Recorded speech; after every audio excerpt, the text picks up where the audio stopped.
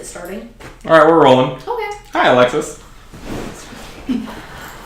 So obviously, throughout this semester, we've noticed that like violence and women go like hand in hand. But obviously, as we've been talking and discussing like how we're going to do this corporate oral, violence is not only the thing we're going to talk about. It's more like abuse, and it made me think of the handout that Tina gave us for when we were reading Sweat as we were rehearsed it, and like how the different types of abuse, you know, like physical, sexual, emotional, like financial, like neglect, and then abuse by proxy. And so like that's kind of what we drew off of through all the different types of abuse that we've seen this semester.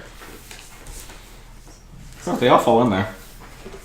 I think one very prominent form of abuse that we've looked at is from the red tent. Mm-hmm. Because, I mean, obviously you see Simeon and Levi, and you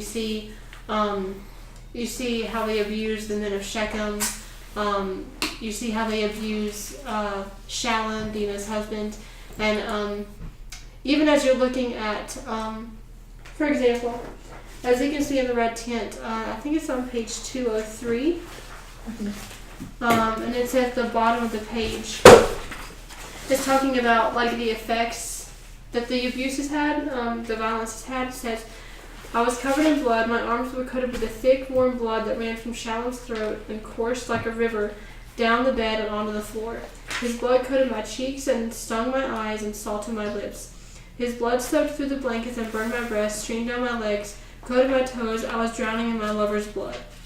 So it just continues kind of talking about like what the abuse has like done to her, how much it scarred her to be covered in her husband's blood. Mm-hmm. She's waking up screaming. It's kind of, I think it's important to note the mental and emotional abuse that it caused her, whereas it was more physical abuse for Shalom. Mm-hmm. What happened to him because of the violence was abusive to her mental and emotional state. And it stays with her.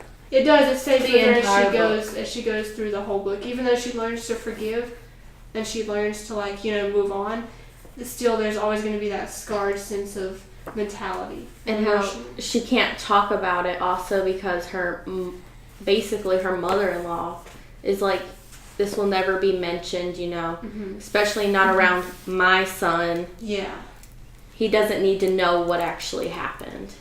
Yeah, the silence, being silenced, definitely does not help, like, to heal. Like, Dina needs to be able to heal, and she's not able to for a very long time until she meets Benia, and he actually listens to her, and she listens to him at the same time.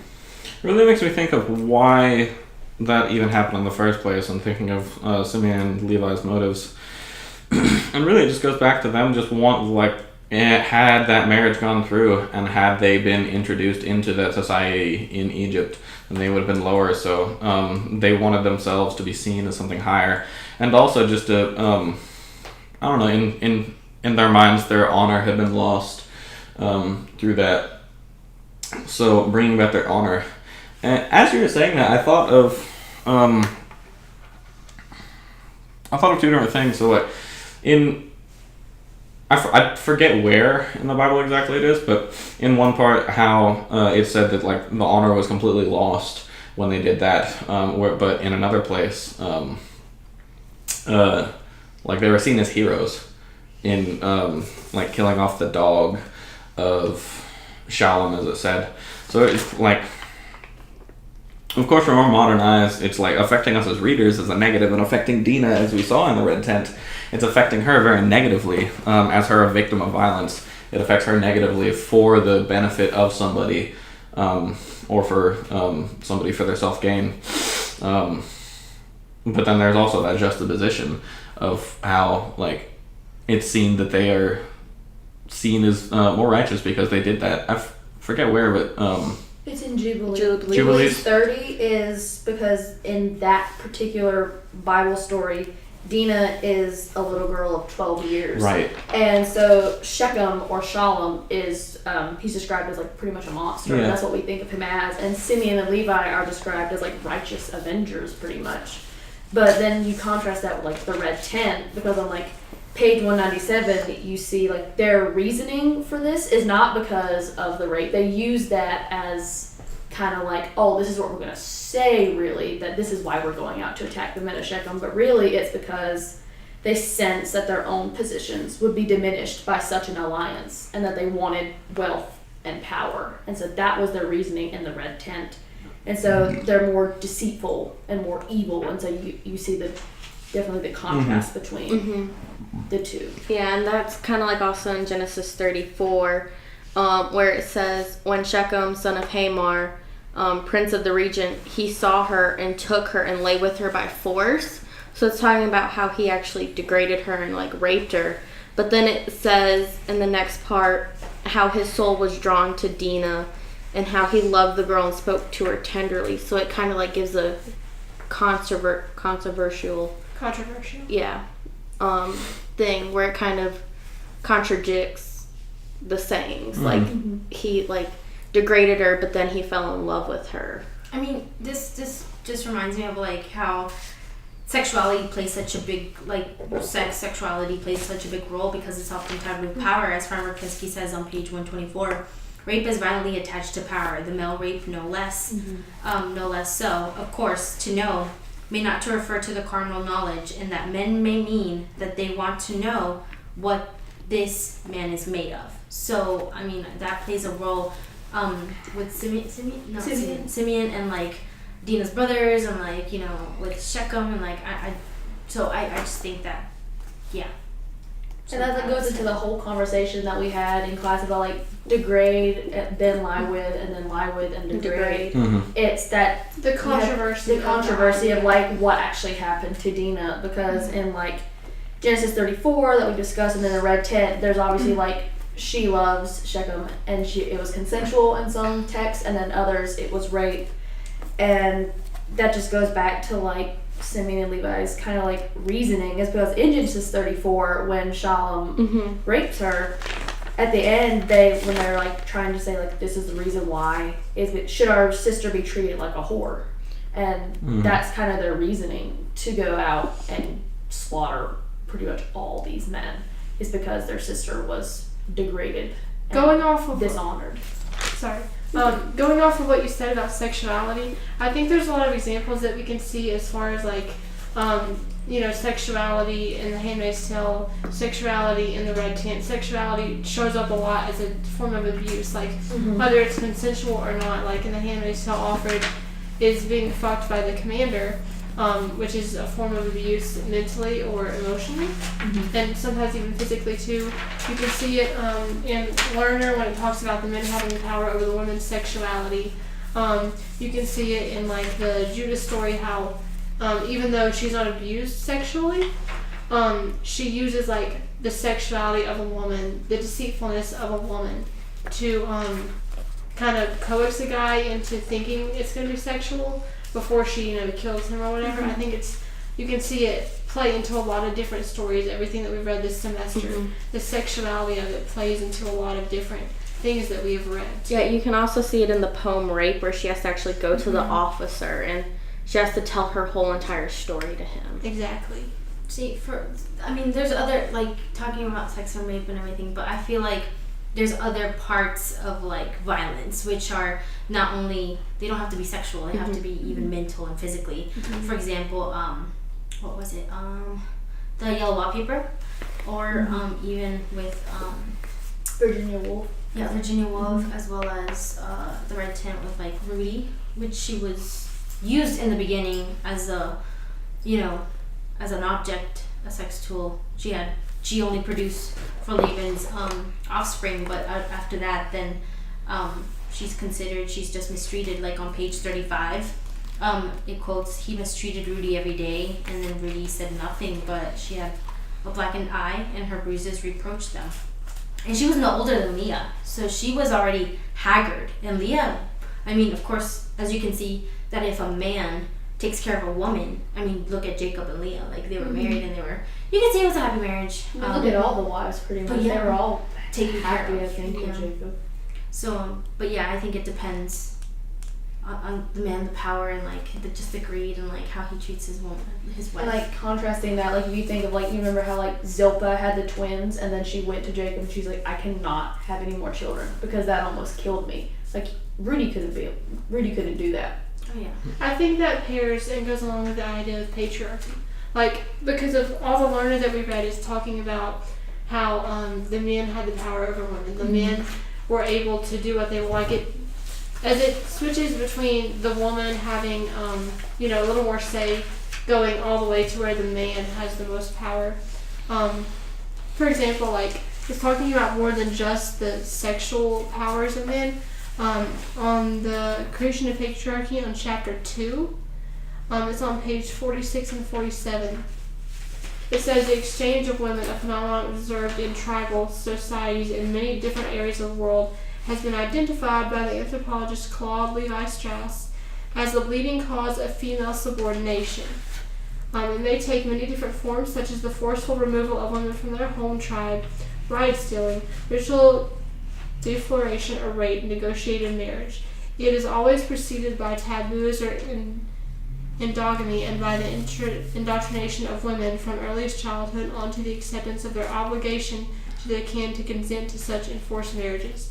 So it's talking about not only, being taken away from what they know, it's talking about the men having the power and the say over basically everything they do.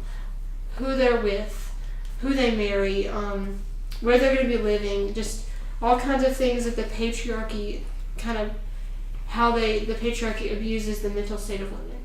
Mm-hmm. And like kind of tells them what they're going to do, how they're going to be, how they live their life. Yeah, and in a way that can kind of go to like Judas Tamar in Genesis 38, because he thinks of her as like a curse, because basically God is killing off his sons because they're not doing their duty to bring the offspring. Yeah. And he basically told Tamar, go live with your father and be a widow and let my last son grow up. And then that's where she takes matters into her own hands and dresses up as a prostitute.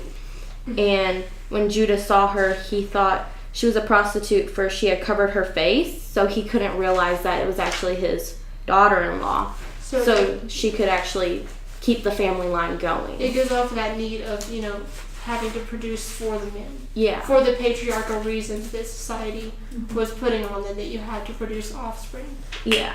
And honestly, if they didn't, then you could see bad things coming to them. Mm-hmm. So it just I'm going to bring that back to Rudy for a moment. But going off of that, what you said, like with the patriarchy and basically women being objects, and then with Judas Tamar, having to do something to, just doing something under this patriarchal umbrella. So in looking through this and preparing for this, I found something that I had forgotten about. It's on page 63 of the Red Tent. After the birth of her sons, referring to Rudy as her. After the birth of her sons, Laban treated her well. The tight-fisted goat had even brought her bangles to brighten her wrists and ankles. So while she was doing her job, and in this case, giving birth to sons, Laban was kind to her and somewhat respectful. But then she gave off bearing, and he began to hit her and call her names so ugly my mothers would not repeat them to me. Rudy's shoulders stooped with despair, and several of her teeth were broken by force of Laban's fist. Even so, he continued to use her body for his own pleasure, a thought that made my mother shudder. So in seeing that, under this patriarchal umbrella, as y'all mentioned, when if a woman is not, it doesn't matter if, at least in the milieu of these narratives and whatnot that we're looking at, if a woman is even physically unable to perform what she is technically required to do, then she is worthless. And that's very similar to all the handmaids in The Handmaid's Tale, deeming if they can't give birth, then they're unwomen. I mean, honestly, I think that's just to me, that's revolting. To a woman, just because she can't give birth, she's no longer a woman. Because it's that dystopian society is so distorted, and it's such an awful idea, like an awful place to live in, that when you can't do something that society expects you to be able to do, It just reinforces that idea of you're worthless. Mhm. You're awful. That abuse mentally of thinking you're not good enough. You're not good enough to be this. You can't do this, so you're awful. You're worthless. You're not worth anything. You're of no use. They just become norms. Like it's something that you just go through, and it's like, okay, this is what I live in. And there's nothing I can change it. Might as well, like for example that in the red tent. I mean, I know it's a midrash, but like these women created that space for themselves. That's where men could not, go in. But when you live in that norm, like how do you get out of that? Like it's hard, It's something connects to even today. Just like I know that, like as a male, I don't have to deal with this as much as like you all my friends do, but just like adhering to, well, of course, I'm going like gender stereotypes is what I'm getting at. So then in being like there throughout, oftentimes women have been told that if they're like sexually assaulted or something, or even if like boys are looking at a girl in school, that it's her fault. Like she shouldn't have worn those leggings or something.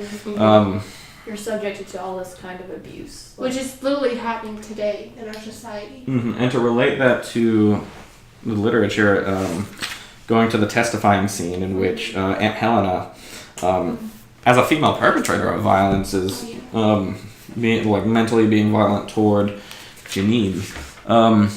But whose fault was it? Aunt Helena says, holding up one plump finger. Her fault, her fault, her fault, we chant in unison. Who led them on? Aunt Helena beams, pleased with us. She did, she did, she did. Why did God allow such a terrible thing to happen? Teach her a lesson, teach her a lesson, teach her a lesson. And just like this whole thing of a woman is implanting these thoughts into another woman. So I don't know, it really does just show the dystopian culture and like the toxicity of that environment. And Go ahead. I was gonna say, but then now it's like getting into. I know that it might be woman to woman, but like it's like even going back a little bit. Like now it's like men, like saying it in a sweet way. So that's how like I thought about it in implementing the yellow wallpaper. That violence doesn't have to always be forced, but it can be bittersweet. And it says like on page 2, he's very careful and loving. Like this is the perspective of Charlotte, right? And hardly lets me stir without special direction. I have a scheduled prescription for each hour in the day. He takes all care for me. And so I feel basically like ungrateful and I should value it more. So it's like she's planted that guilt from the start. And it's like, oh yeah, I have to, he knows what's better for me. It's like, no, she should know what's better for her, but like because of that male oriented, that space that she can't think on her own. It's like, oh, I need a man to like, think for me. And that goes with the rest cure as a whole. Like, whereas Mitchell, like he created it because he thought like hysteria, and that's like a common thing that women were diagnosed with because they thought like, oh, they're thinking this certain way, that should not be a thing. And like obviously like women's bodies and male bodies are like different, and so like the narrator in the yellow wallpaper, she was suffering from postpartum depression, but like they didn't really realize like that was a thing back then. And so like basically also with like Virginia Woolf, and she was suffering from like bipolar disorder. Like the husbands were basically just like saying, because they were like either doctor, like John was a doctor or a physician, and so he thought he knew kind of what was best for her when she was suffering mentally, not really physically. And so he was trying to like say like, yes, I know what's best, you don't really know what's going on. And so that just kind of drove her down further. I think even just the fact that Mitchell was like a man, and so he was a male American neurologist. So the fact that he was a man and he was a neurologist, people trust doctors a lot. Even like now, you trust what doctors say, right? I think it's important to remember that all of these people that are telling women what to do are men. I mean, for the most part, aside from Aunt Helen. Aside from Aunt Helen or Aunt Lydia, I think it was. Well, I really love words. I referenced Aunt Helen. Yeah, well, Any of the aside aunts from, really. Yeah. Aside from that, though, even though Aunt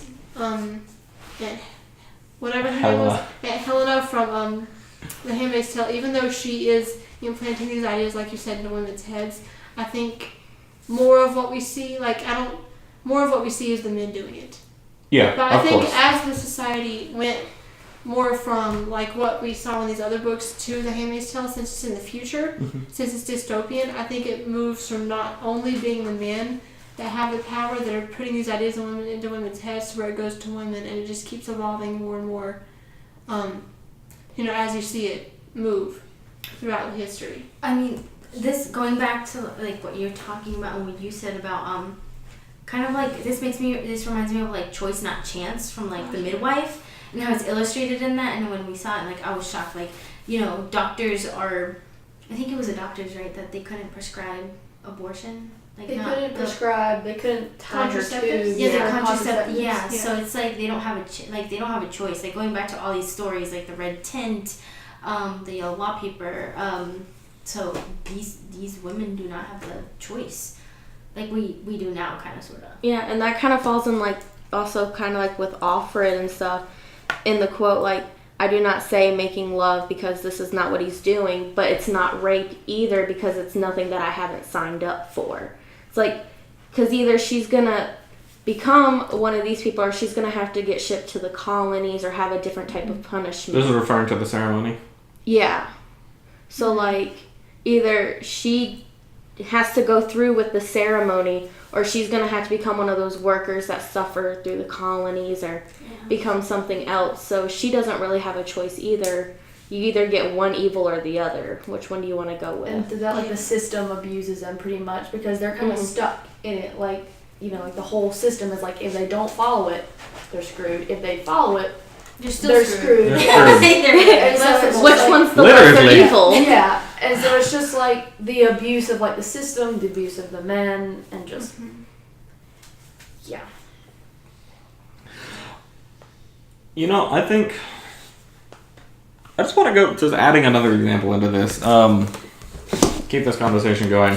All of this, all of the women they're not having a choice or whatnot. So just to add another example into the mass of all this, something that we've discussed many times in class, and many times is just the Levite's concubine story. So quoting from Judges 22 through 26. Thank God these Bible verses are in this book, because my computer is over there. While they were making merry, look, the men of the city, worthless men. This is on page 123, by the way. While they were making merry, look, the men of the city, worthless men, surrounded the house. They pounded on the door and said to the owner, the old man, thus, "Send out the man who came to your house, and let us know him." The owner of the house went out to tell them, and said to them, "Don't, my brothers, please don't do evil, for the man has come to my house. Do not do this outrage. Here are my virgin daughter and his concubine. I will send them out, and you can degrade them and do to them whatever is good in your eyes. But toward this man, do not do this act of outrage." The men did not listen to him. The man grabbed his concubine and sent her out to them outside. They knew her and raped her all night till morning, and sent her away as the dawn was rising. The woman came toward morning, and fell at the entrance to the man's house, where her husband/master was, until light. And this just falls completely in the pocket of everything that we've been talking about. And I think a theme that we've sort of been developing through this conversation that we've been having thus far is that a lot of time women as I don't want to say this. One of the reasons why all of these women, in being these women as victims of violence really don't have a choice in the matter. Mm-hmm. And oftentimes nowadays, it's true. They're affected poorly. They're affected poorly. My Lord. They are negatively affected, and they really don't have any choice, and it falls directly in line with everything that happened in this. And it sticks with them. Oh yeah, it definitely sticks with them. Like as we were talking about earlier, that it's again that form of sexual abuse that we see. It's happened in every generation since the beginning of time. Mm-hmm. Whether it's looked at as it's okay, or it's looked at as rape, or it's looked at as lying with, degrading, like all the phrases that we've used, everything that we've read. There's some form of sexual abuse in almost every single one of those that we see. So it just goes along with everything that we've been talking about. Mm-hmm. And then, along with that, after a woman is sexually abused, if there's ever a person to come out and say that's wrong, I'm just thinking about this story going further on as the Levite goes back and cuts the concubine up into 12 pieces and sends them off, and he says it's not okay. And then apparently, like, people listen to him. It's just like, oh, we should listen to this guy. So in my mind, it's just like, well, now like that kind of like hero status is maybe going to that guy. It's also a perpetuation of the violence, continuing to go on. I mean, this reminds me of, I know that this is political, but like, well, not too political, but like with the whole Kavanaugh case, like I feel like these, if this, let's say that these stories happened like in this generation now, like when women come out and like actually like, dude, there's like 20 women or 10 or 5 and they come out and they protest like, hey, this guy's one guy. against this one guy. It's like going back to like white male privilege and like even going further than that, besides being white, doesn't matter. It's like they get what, 3 months of sentence, and it's like, It's ridiculous. oh yeah, like for example, this morning there's a girl called Cynthia Bowen, I think, and she just got accused of killing her rapist, and she got 51 years in prison just by killing her. Just by killing her rapist. And I was like, wow, like this is what we've gotten to. Like, Kavanaugh didn't even he got trial and he got a week too. But with this girl, it's like immediately 51 years you're in. You don't even get a say. You don't even get a bail. That patriarchy. It is the patriarchy. It's like, this just came to my mind. But the whole thing, I remember in class where like Mel was talking about the stoning, and how this is today. That if a woman is to be stoned, she's buried up to her neck. And then the man is at the waist, and if he can get out, then he is free to go. And she can't really get out because she's stuck. Exactly. So it's certain death for a woman, possible death for a man. We are at the 25-minute mark, so we can continue going or take a break if y'all We want. can just cut it in half after we're done. I just want to make one more point. So like relating to all of this, like with the poem rape, the quote that I have says, "And so when the time comes, you have to turn to him," which is talking about the officer. The maniac's sperm still greasing your thighs, your mind whirling like crazy. You have to confess to him you are guilty of the crime of having been forced. It's basically iterating like she victim blaming. Yeah, victim blaming. And at the very end it says, "Will you lie your way home?" I think another thing that goes along with that is like connecting it to the world today. When I came to college freshman year, there were a lot of things that we were learning about, like as in seeing, there were videos that we had to watch as we were freshmen, saying, okay, well, this girl came forward about being raped by a friend who she never thought would do that to her. And then some of these people that like the girls are telling don't believe them. And they go to confront the guys, and another girl comes forward, she's like, oh yeah, that same guy did something to me.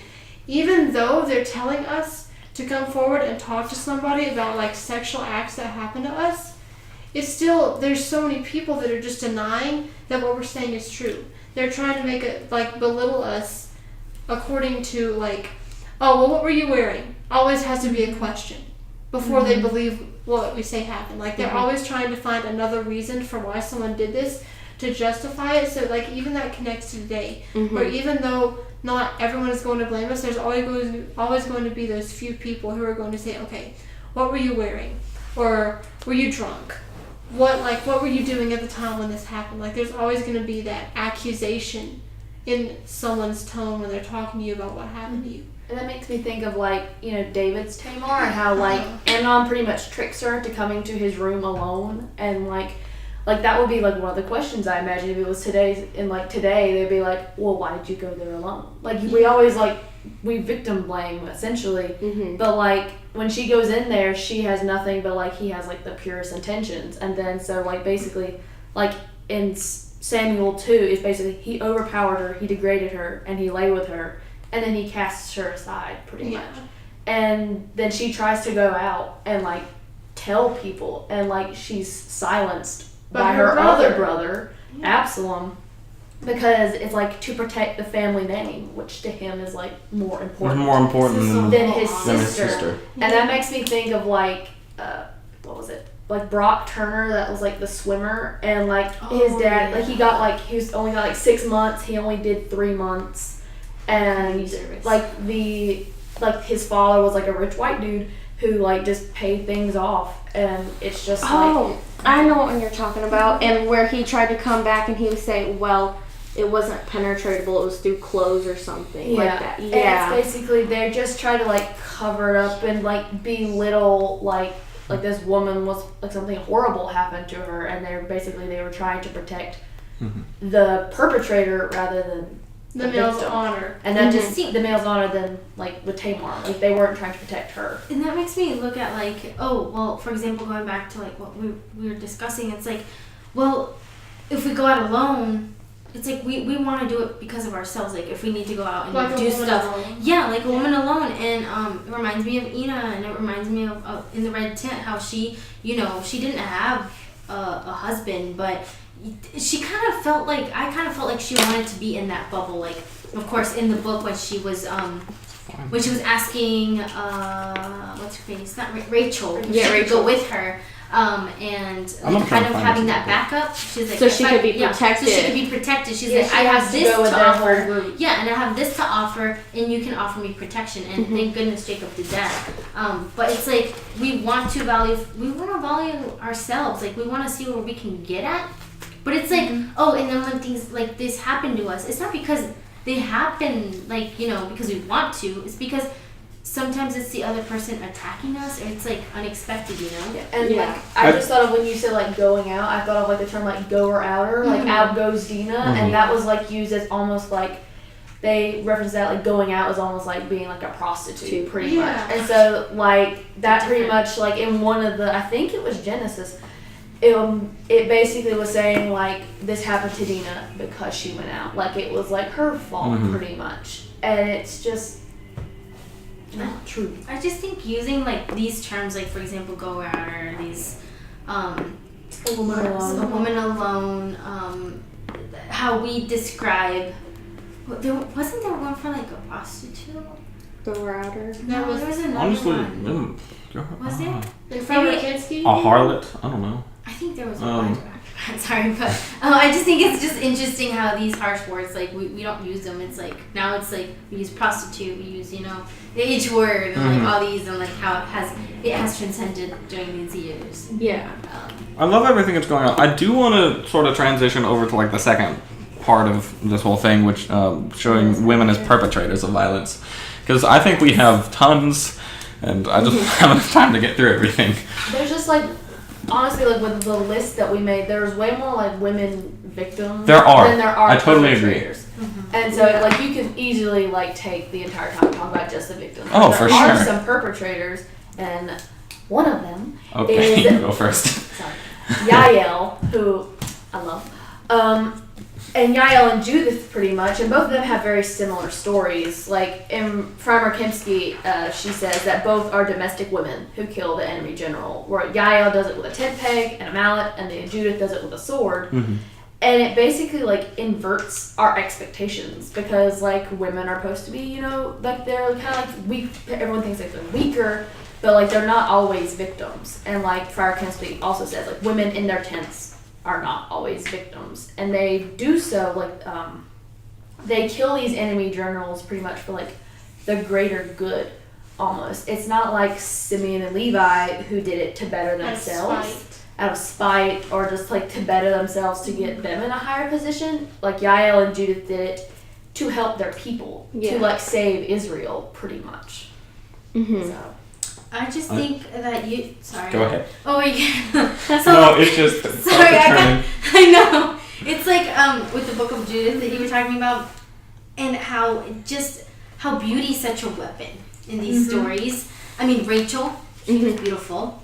She was very cunning, of course. But it's like, for example, in chapter 8, chapter 10, when we did the whole like scribbling of like, when Mel told us, she's like, do which one, like what catches your attention with beauty, independence, cunning, intelligence. And it's like, I had chapter 8, I had chapter 10, and it's like she was beautifully formed and lovely to behold.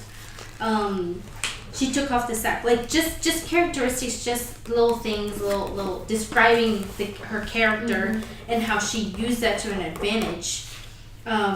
When these men saw Judith transform in chapter 10, verse 7, When these men saw Judith transformed in looks and differently dressed, they were very much astounded at her beauty, and said to her, "May God bring you favor, and may your undertaking a success for glory of the Israelites and exaltation of Jerusalem." But Judith bowed down to God.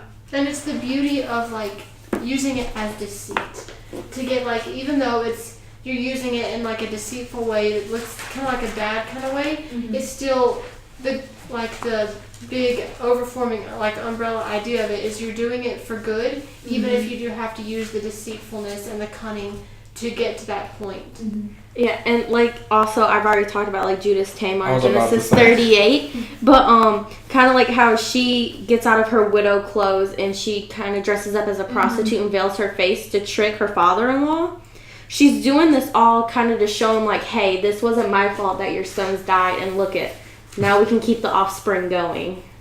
Yeah, and like that, her intention was for like the Greater good to keep their heritage line and that's going. why it's more like revered. Like if you think like no one really likes Simeon and Levi because they did like this awful thing, but like if you think of Yahweh and Judith, they're like revered because like in chapter 13, the book of Judith, like it's like the Lord struck him down by the hand of a woman. It's like the Lord's will through these women to like defeat an enemy, pretty much. I feel like most of these women just have more of like a stance up towards men, and they have like, I mean, they have good purposes. Either they have a reason, but what reason do the men have to back that up? I think, now that I'm thinking about so it. here's one thing.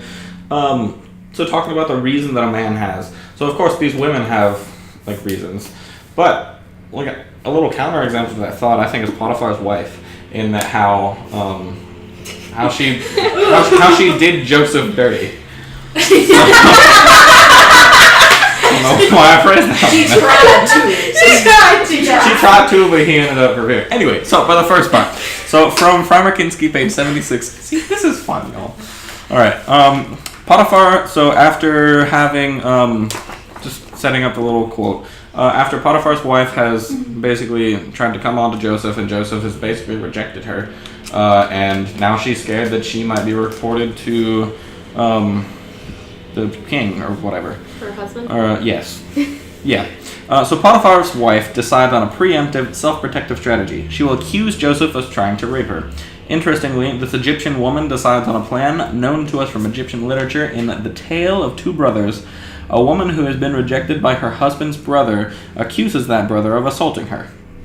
Here, knowing that Joseph might have been seen and that public scandal might erupt, Potiphar's wife denounces him to the household. She increases the chance that she will be believed by including an ethnic slur. A Hebrew man has come to mock us. She plays on the emotion of her audience and that of her husband's by subliminally building on the common fear that foreign men prey on a nation's women. To her husband, she also brings up the impudence of your servant, and that he dared to approach the master's woman. Her choice of words is cunning, and her ploy to believe that his wife is innocent, and to demonstrate this belief publicly. He removes Joseph from his household and throws him in jail. So, okay, the point that I was going to make. So, the reason for this, so all of the men that we see, like, what point do they have? But then the women, like Judith and Yael, like, they had a point saving themselves. The only person that Potiphar's wife was trying to save in this was herself. She has the selfish region, so she's she has the similar selfish to the region. men. And like Simeon and Levi, she was But being I think selfish. alternative to that, like you said, the reasons that men and women have. I think one reason, like we were talking about how the women are revered for what they do. For example, in the book of Judith, I think one reason that she says in chapter 13, verse 4, O Lord God of all might, in this hour look graciously on my undertaking for the exaltation of Jerusalem. I think both Yael and Judith both have God on their side. They both have, there's some way that God's working in their lives, in their plans to protect them and to help them. I think that's one reason why, instead of, like, men are looked at as bad and women are looked at as good when they're, like, with the perpetrators, like, women are good ones. Men are bad ones. And I think one reason that the women are just looked at as good is because they have God on their side. I think And those two stories in particular. it's important to realize that they're not just good because they've always been the victims, so we need to like let them look good for a little bit. I think it's because they have that good part of like God is on their side. They have other people looking like they're doing it not just for themselves, like some men do just for themselves. They're doing it for the greater good of like the people that they're like their nation or their army that they're doing it for. I think it's important to realize that God is on their side and God is sort of like their reason for doing it. Yeah. So He's there. Oh, sorry. So, that is a very interesting point you've made with God on our side. Adding on to that, I think. So think that So, of course, in Genesis 1, God is not given any gender. However, in the J series or the J book, it's always known as he. And then from that point on, like, what gender is God given? I mean, Ed. Male. Yeah, so L. And so, like, with the women having God on their side, so is that really just like they're only good because they're doing that through a male's figure? That's what I was thinking. I was like, God is Yeah. male. He's telling them what to do. I was like, bingo. Yeah. So It's always the guy. male. So then that juxtaposition from Potiphar's wife, she didn't have God on their side. So then, I mean, even in the what is it called? In the contents of this book, part 1, Victors, it's villains, Potiphar's wife, and then it names 2 others. But so of course, Frau McKinsey sees her, she's categorizes her as a villain. And then if we take that and say that God is not on her side because it was her own doing, like, is that what it makes it? And then, like, Aunt Helena in this book, is she therefore then also, she doesn't have any, like, righteous figure on her side? Like, So she's so made is a that like villain that? again. Yeah. This also reminds me, like, how you're saying, like, having, like, a God or even gods on their side. Like, for example, with the Midrash, like, Rachel's grandmother, Rebecca, like, how she talks about, like, she not only did she talk about Esau's wives badly, of course, she also did stuff to Renro. There you go. I don't know how to say that. But like she says on page 200, like, my grandmother spoke ill of Esau, nor did she say anything good about him. But she also considered Rachel lazy, beautiful but lazy. She called Bilhah ugly and Zilpah a superstitious stick.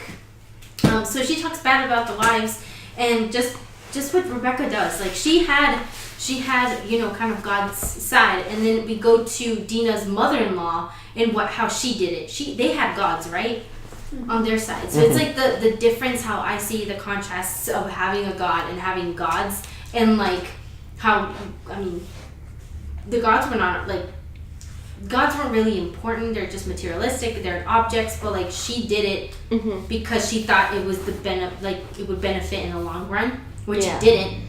Like, she obviously apologized in the end for not, letting Dina take care of her child and actually raising it. But I just think it's interesting between God and having gods as your backup.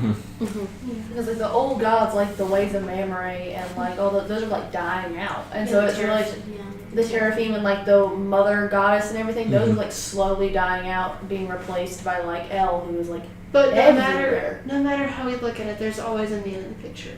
Yeah. Always. And if there's not a man in the picture, then it's the woman is like the bad person, even if there's not a man. So it's like, it's just, everything goes back to that idea of a man being in charge, the patriarchy. I mean, like even today, it still goes back to that idea. We went from diarchy to patriarchy. No matriarchy, really. No, like, matrilocal lineage. Exactly. God. But I like how you gave a really good example about Potiphar's wife. Like, that's the only one example out of like small, which is sad. I mean, but it's good because it gives us one example of like no men really influence that kind of stuff.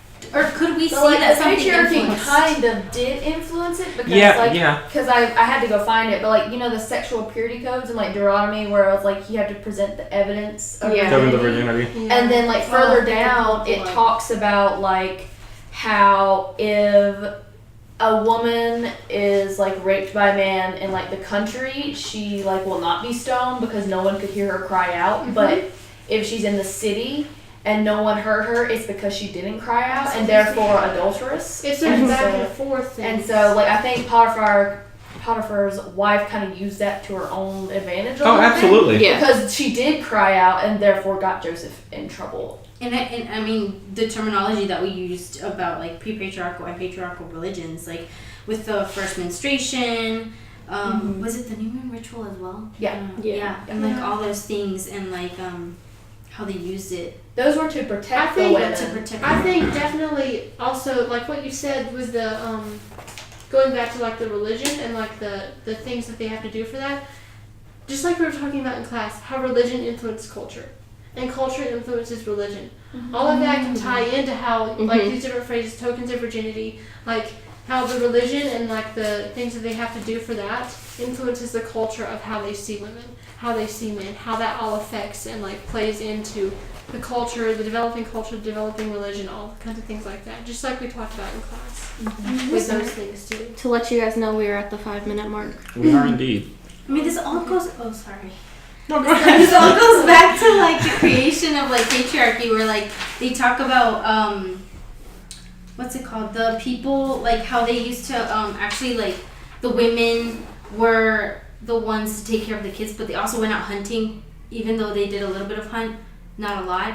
And like the gathering. the gathering, yes, Gathering. and like equal. yeah, the equality of that, and also with another term, circumcision, which benefited the men, right? The circumcision? It was the custom of dude, culture. what is it Yeah, called? custom of culture. What is it called? It was it's a third learner packet that we got. Whatever, covenant. So you had to be circumcised to be baptized or go into the covenant or whatever. And males are the only ones to be able to do that. Of course, like there are ways to circumcise a female. However, like it's not. It's like here it's seen as mutilation. It's seen as genital mutilation. Whereas, of course, you circumcise a penis, of course it is, but it's not really seen like that. I don't know, I have no other way to say that. Anyway, wow, I lost my train of thought. But yes, in the covenant, so like males are only able to do that. I think that's going off of the point that you're making. No, yeah, and like I mean, I found a better point of kind of sort of like 183, whether that interpretation has rested upon the like going back to Adam, like even Adam and Eve, like being the one Adam's lower parts, and therefore denoting inferiority, or on the fact that Eve was created from Adam's flesh and bone, while he was created from the earth. The passage has historically had profoundly patriarchal symbolic meaning. So it's just interesting to see that meaning going, like, is it that we were, with men with them or behind them?